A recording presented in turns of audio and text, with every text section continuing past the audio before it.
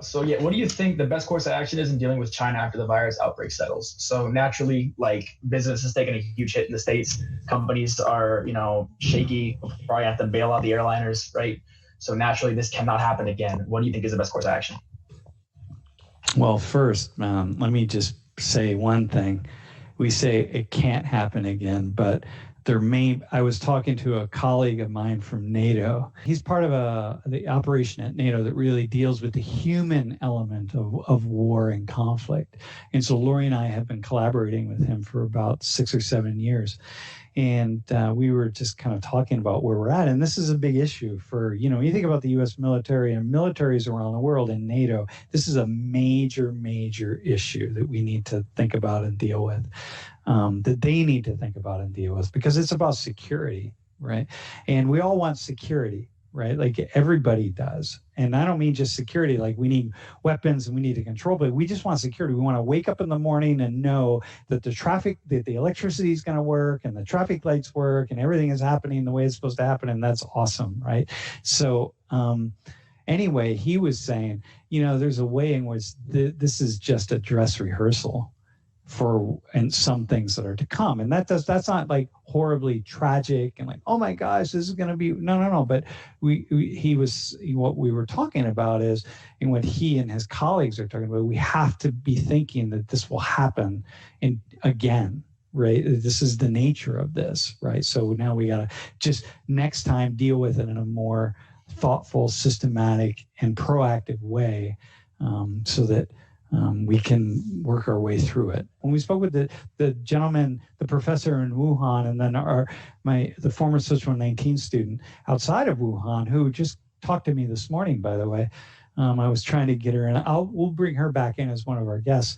But remember what I said, that Chinese, because of the nature of their government, they were able to react to this thing in a way that would be really difficult for Americans to do, like forcing people into quarantine.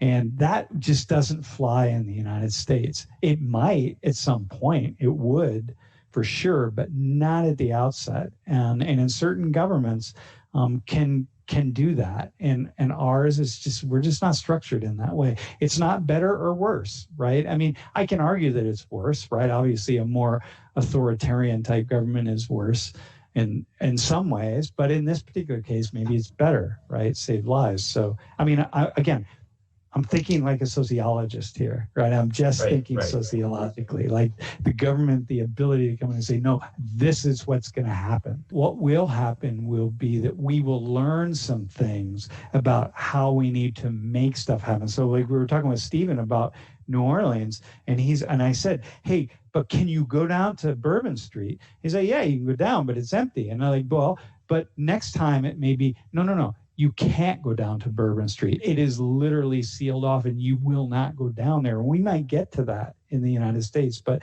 it may be that very quickly we'll learn, like, no, you got to do those kinds of things because that's what stops it.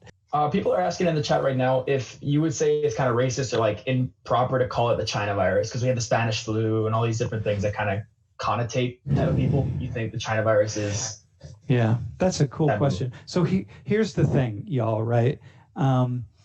It's problematic when what comes with that, just by itself, it's not, right? So first off, it's a global virus. So we don't even know that it started. We don't know that case 0 was in Wuhan, right? Because these things are going, the way when you talk to epidemiologists and people who do and study the sort of spread of diseases, it doesn't ever start in one single spot. Hang on, I'm not going to say that. I guess we have the idea that it started in a market in Wuhan, but you don't. But who's to say? You see, these are global. There's a certain point at which they're simply global, and so to call it that doesn't make sense since borders are artificial anyway. Like they're political. Human beings create borders. So It's only racist if what comes on the heels of that or what comes along with that is like a negative connotation toward the people of that particular group or ancestry or background or whatever, or nation or whatever it is, right? And then it becomes racist. So when Trump is saying like, says that, That I have a little, that's nails on a chalkboard to me, right? Because come on, dude, like it's not helping. It creates negativity toward people of Asian ancestry and toward people from China in particular, Right. and toward Chinese, and that's not what we need right now. So you're not helping things, and so for many people who are calling it the quote China virus and so on, it's like, well, it's probably I mostly am going to be like, it's probably best if you don't do that. But I'm not going to take my finger and be like, that's racist, because it's like, it's not. Only because I rarely point my finger in that kind of way. Right, but mostly it's like nails on a chalkboard to me. Like, come on, man, it's not helping, and that's a problem. And most people are simply demonstrating their ignorance and their narrow-mindedness.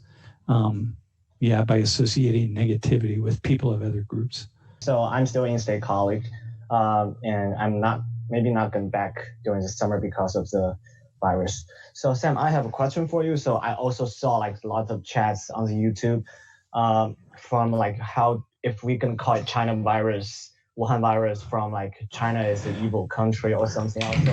So I have a question for you. Like, what do you think? Like, is a sociologist. So do you think China or its government is really like evil or bad?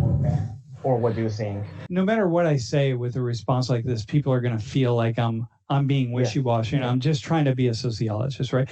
A government is nothing more than a representation somehow of people that's in charge of the collective good of the people, whatever that is. And sometimes governments are really bad at it, meaning like they're not doing a lot of collective good. They're actually doing a lot of collective bad, like stealing money, right? Because remember, governments are individuals. But the job of the government is to do the best for the people inside of those borders, whatever that would be. And governments do that in lots of different ways. And people who become the politicians do good things and they do bad things. And that's true in the United States, it's true in China, it's true in Nigeria, it's true everywhere. In the Ivory Coast, it's true in as Puerto Rico is sort of like our 51st state, but it's true in Puerto Rico, right? So in Lebanon, everywhere. So in a way, like, I don't have an opinion on China per se, but I do know, hey, there are things just like the U.S. government does. So the whalers, for example, like, hey, well, come on, let's talk about that. Like, what's going on, right? So there are all sorts of groups and things that are going on inside of China, just like there are groups and things that are going on here that are treated in negative ways, right? And sometimes really bad ways. So yeah, it's not the same. It's always different. But so your observation is what, Sam? About in response to Frost's question. Well, and my observation is that it's just really hard to say one thing about one particular government without that's what I think. Without seeing the complexity. Go ahead. Yeah, so basically I just I know like in the YouTube live we have more people than in hundreds. I just want to tell everyone, whoever is think China is good or bad, it doesn't matter. I just want to everyone know, like, if you want really know about a country, you have to learn to know it really well, instead of only getting information from Western media or Eastern media. For example, when I was in high school, I really don't like America. I think people in university are just partying, not learning, and in high school everyone is bullying other kids, gunshot and drugs everywhere. But when I came here and spent here for 4 years now, I changed my mindset. I still love my own country, but still I also love United States. That's because I think I learned both countries. So if you really want to make an opinion, the better way is learn it from itself instead of getting information from someone else.